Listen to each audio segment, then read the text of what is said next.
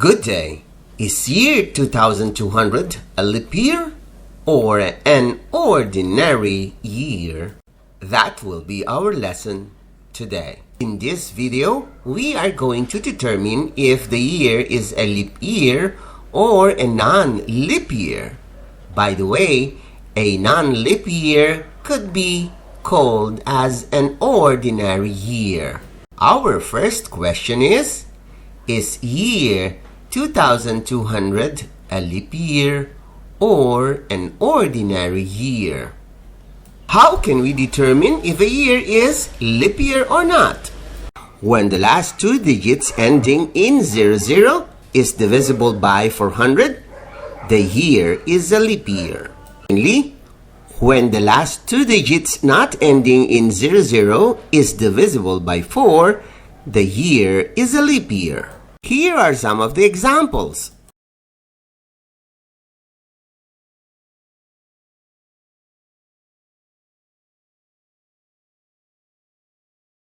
Year 800 is divisible by 400. Year 900 is not divisible by 400. Year 1600 is divisible by 400. Year 1800 is not divisible by 400. Year 1900 is not divisible by 400. Year 2000 is exactly divisible by 400. 2100 is not divisible by 400. Year 2200 is not divisible by 400. The next example are years not ending in 00.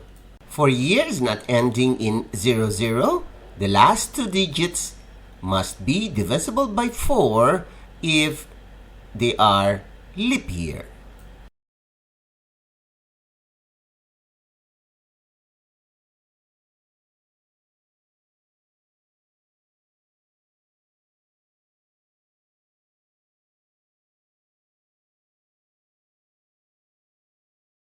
Is divisible by 4. Therefore, 1920 is a leap year. 1956 is a leap year.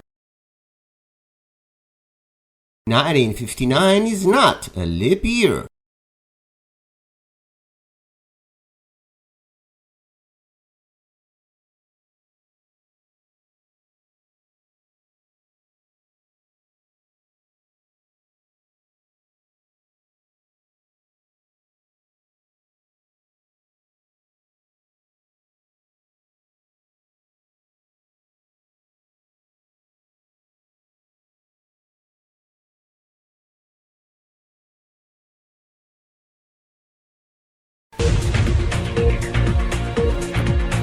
In this video, we will be having a short quiz on a specific topic.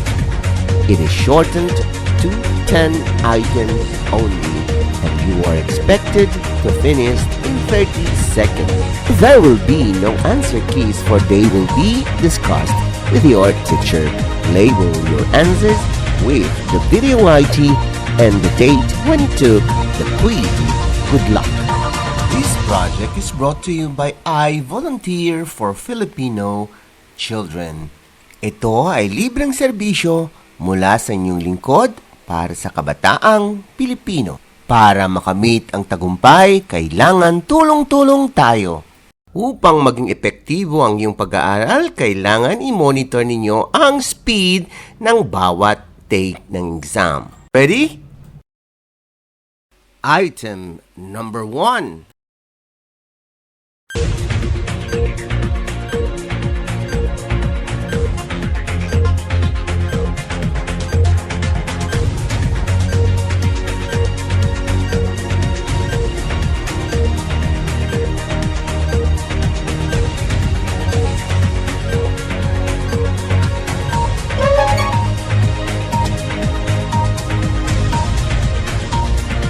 You still have 5 seconds to finish.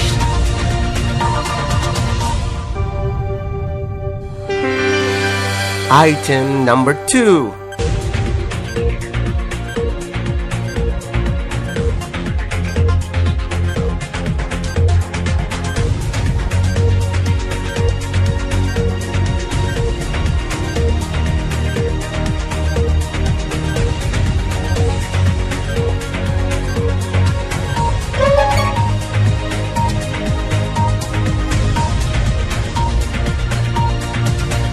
You still have 5 seconds to finish.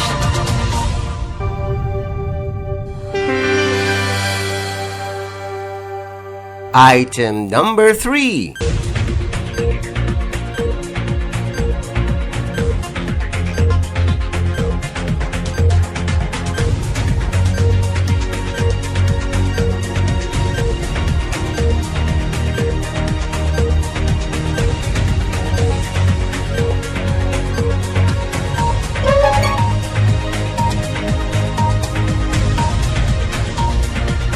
You still have 5 seconds to finish.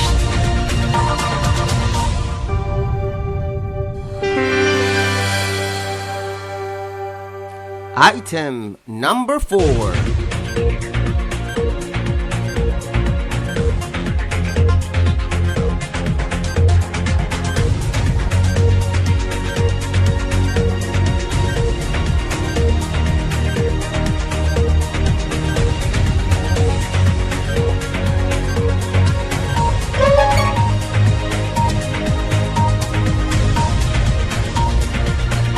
You still have 5 seconds to finish.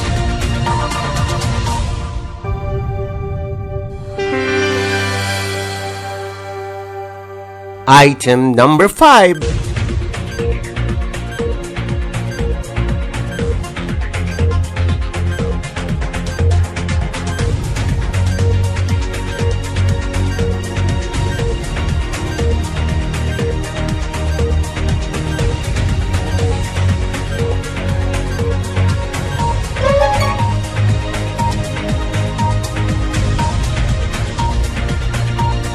You still have 5 seconds to finish.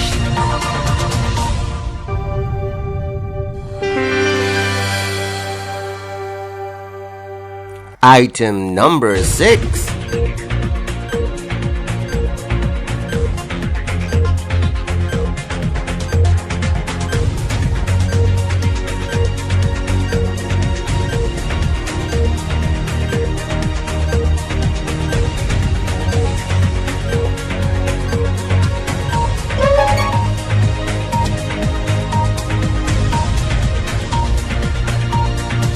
You still have 5 seconds to finish.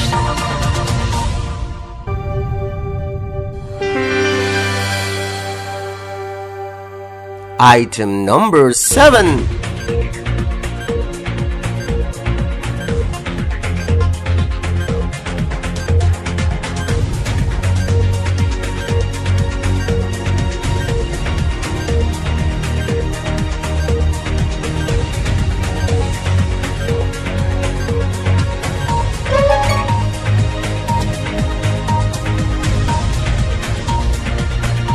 You still have 5 seconds to finish.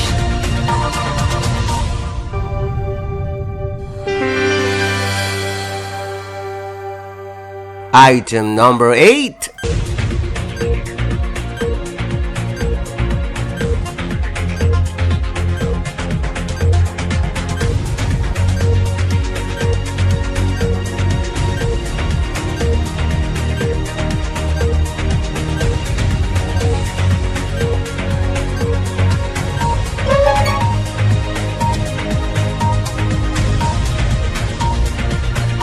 You still have 5 seconds to finish.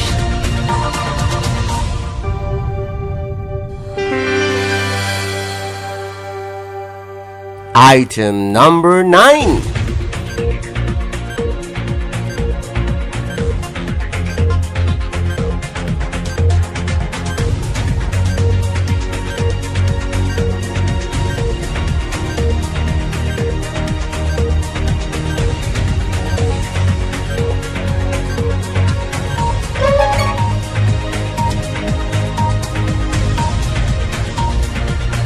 You still have 5 seconds to finish.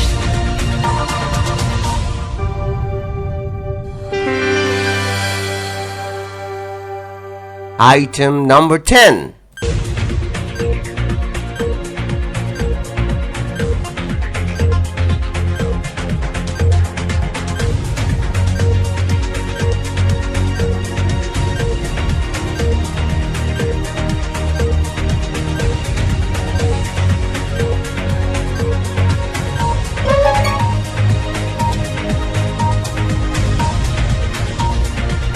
You still have 5 seconds to finish.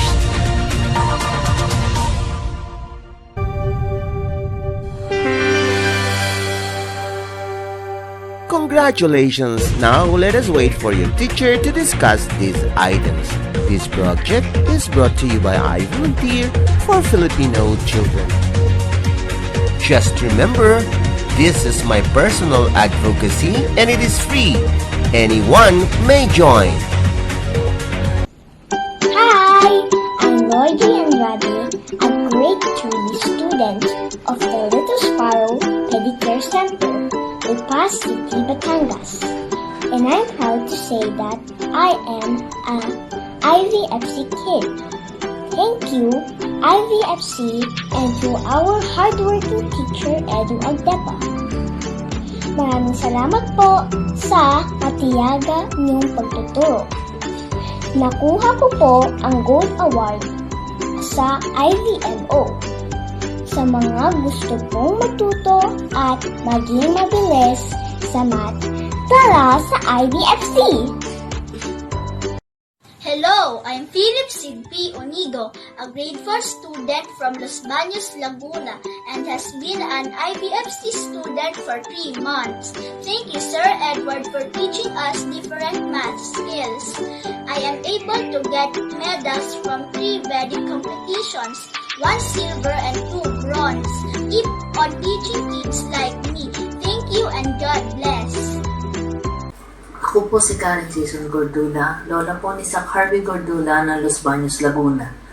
Sa murang edad pa lang na 3 taon ay nakitaan na namin si Sak ng kakaibang interes sa pagbabasa at pagbibilang. Simula grade 1 ay nakasali na siya sa iba't ibang kompetisyon sa matematika. Naranasan na din niya makipagkompetensya sa ibang bansa tulad ng Singapore at Vietnam, na sa kabutihang palad, umuwi po siya ng may dalang medalya at tropeyo. Sa panahon pong ito ng pandemic, si Sak po ay patuloy ding sumasali sa mga kompetisyon sa pamamagitan ng online. Ang first term ay 20 pages. Ang last term ay 80 pages. So 20 plus May training po siyang sinasalihan.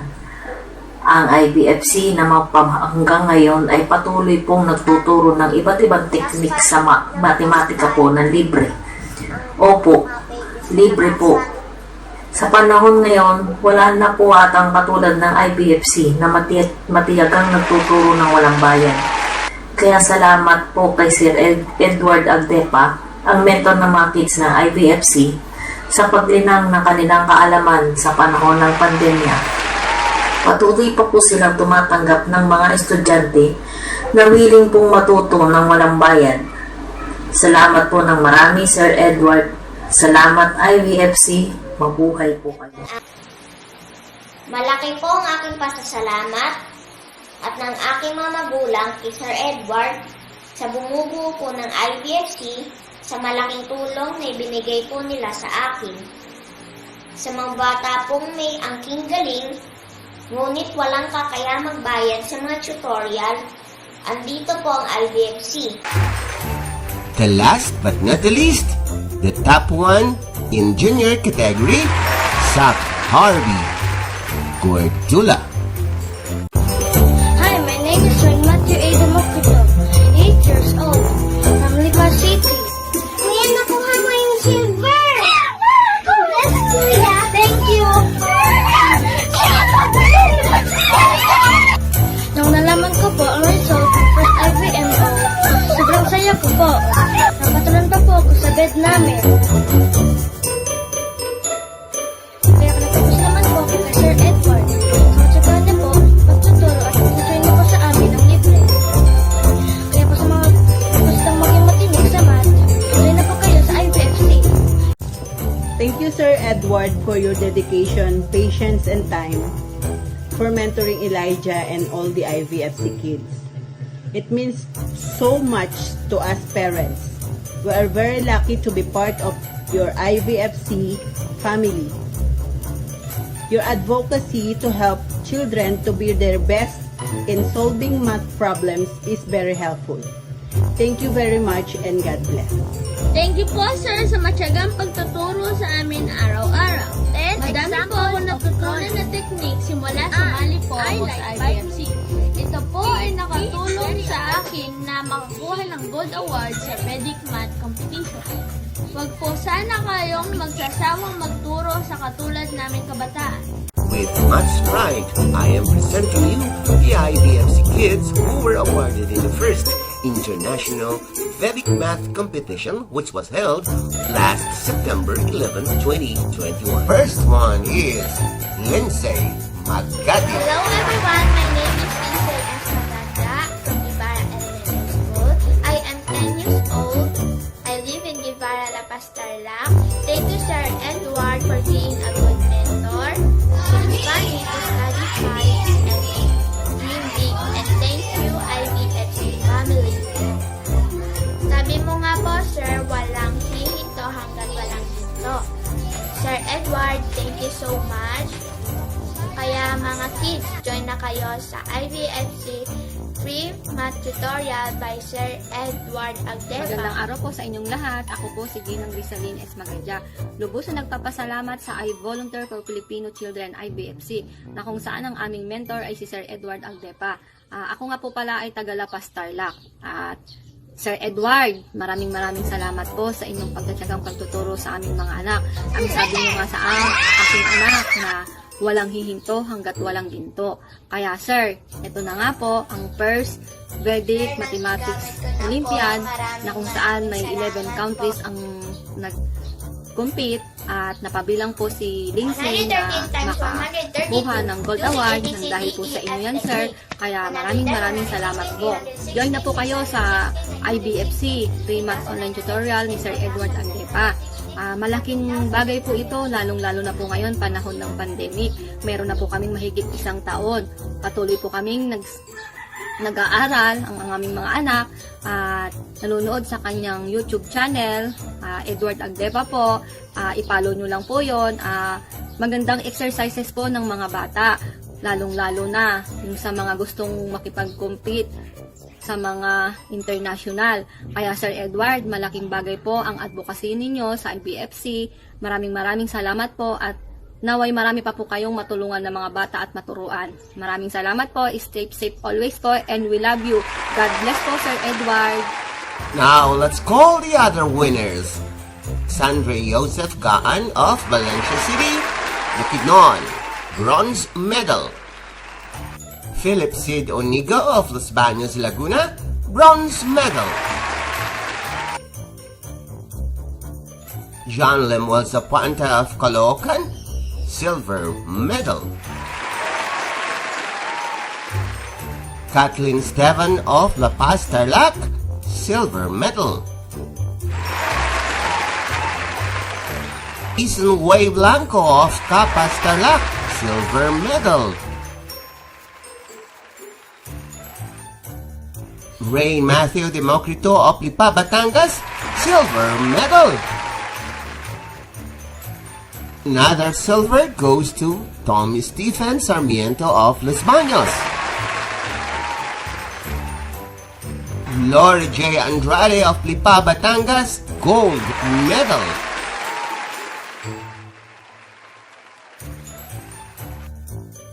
Another gold for Elijah James Sumat of Capas, Tarlac.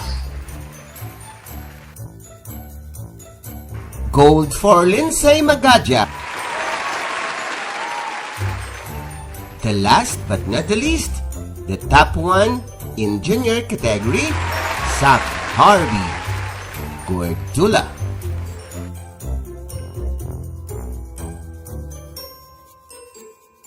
IVFC Kids, congratulations!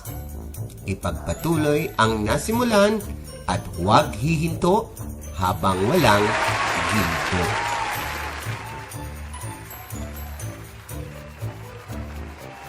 For parents who are interested with our program, kindly search on our FB page called IVFC Info page. This program is brought to you by I Volunteer for Filipino Children. Join po kayo.